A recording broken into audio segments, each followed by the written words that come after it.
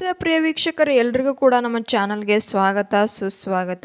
ವೀಕ್ಷಕರೇ, ನಿಮಗೆ ಗೃಹಲಕ್ಷ್ಮಿಯ ಒಂದು ಈ 11ನೇ ಕಂತಿನ ಹಣ ನಿಮಗೆ ಬಂದಿಲ್ವಾ?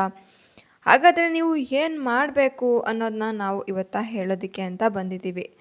ವಿಡಿಯೋನ ಆದಷ್ಟು ಫುಲ್ ನೋಡಿ. ಈ ವಿಡಿಯೋ ಇಷ್ಟ ಆದರೆ ಲೈಕ್ ಮತ್ತು ಸಬ್ಸ್ಕ್ರೈಬ್ ಮಾಡಿ ಸ್ನೇಹಿತರೆ. ನೋಡಿ ವೀಕ್ಷಕರೇ, ಇಲ್ಲಿವರೆಗೂ ಕೂಡ ಗೃಹಲಕ್ಷ್ಮಿಯ ಒಂದು 10ನೇ ಕಂತು ಎಲ್ರಿಗೂ ಕೂಡ ಬಂದಿದೆ. ಸ್ವಲ್ಪ ಜನಕ್ಕೆ ಇನ್ನೂ ಕೂಡ ಬಂದಿಲ್ಲ.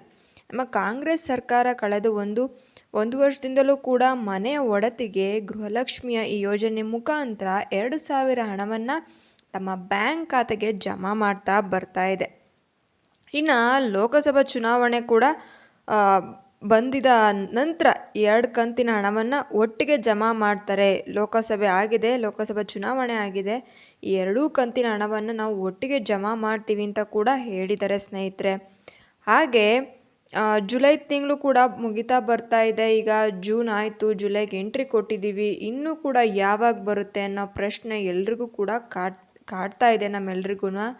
ಇನ್ನು ಒಟ್ಟು ಎಷ್ಟು ಕುಟುಂಬಕ್ಕೆ ಗೃಹಲಕ್ಷ್ಮಿಯ ಯೋಜನೆಯಿಂದ ಲಾಭ ಪಡೆದಿದ್ದಾರೆ ಅಂತ ನಾವು ನೋಡೋದಾದರೆ, ನಮಗೆ ತಿಳಿದಿರೋ ಮಾಹಿತಿಯ ಪ್ರಕಾರ 1,20,00,000 ಕುಟುಂಬಗಳು ಈ ಒಂದು ಗೃಹಲಕ್ಷ್ಮಿಯ 2,000 ಹಣದಿಂದ ತಮ್ಮ ಬಡತನದಿಂದ ಮುಕ್ತ ಆಗ್ತಾ ಇದ್ದಾರೆ. ತಮ್ಮ ದಿನನಿತ್ಯದ ಒಂದು ಕಷ್ಟಗಳಿಗೆ ಸಹಾಯ ಆಗ್ತಾ ಇದೆ ಈ ಹಣ ಅಂತ ಹೇಳ್ತಾ ಇರ್ಬೋದು. ಇನ್ನು ಜೂನ್ ತಿಂಗಳ ಒಂದು ಗೃಹಲಕ್ಷ್ಮಿ ಹಣ ಯಾವಾಗ ಬರುತ್ತೆ ಅಂತ ತುಂಬ ಜನ ಪ್ರಶ್ನೆ ಮಾಡ್ತಾ ಇದ್ದಾರೆ. ನೋಡಿ, ಜುಲೈ ತಿಂಗಳ ಒಂದು ಮೊದಲೇ ವಾರದಲ್ಲೇ ಬರುತ್ತೆ. ಆದಷ್ಟು ಮೊದಲನೇ ವಾರದಲ್ಲೇ ಬರ್ಬೋದು. ಅದು ಇನ್ನು ಸ್ವಲ್ಪ ದಿನ ಎಕ್ಸ್ಟೆಂಡ್ ಆದರೆ ಸ್ವಲ್ಪ ಟೈಮ್ ತೊಗೊಳುತ್ತೆ ಪ್ರೊಸೀಜರ್ಗೆಲ್ಲ.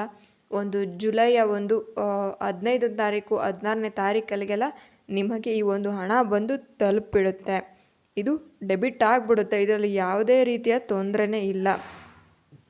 ಇನ್ನು ಮಹಿಳಾ ಮತ್ತು ಕಲ್ಯಾಣ ಇಲಾಖೆಯಿಂದ ತಿಳಿದಂಥ ಮಾಹಿತಿ ಇದು. ಇದರಲ್ಲಿ ಯಾವುದೇ ರೀತಿಯ ಸುಳ್ಳು ಮೋಸಗಳು ನಡೆಯೋದಿಲ್ಲ. ಇದೇ ರೀತಿಯ ಮಾಹಿತಿಗಾಗಿ ನಮ್ಮ ಚಾನಲ್ನ ಸಬ್ಸ್ಕ್ರೈಬ್ ಮಾಡ್ಕೊಳ್ಳಿ. ಈ ವಿಡಿಯೋ ಇಷ್ಟ ಆದರೆ ಒಂದು ಲೈಕ್ ಕೊಡಿ. ಥ್ಯಾಂಕ್ ಯು, ಧನ್ಯವಾದಗಳು.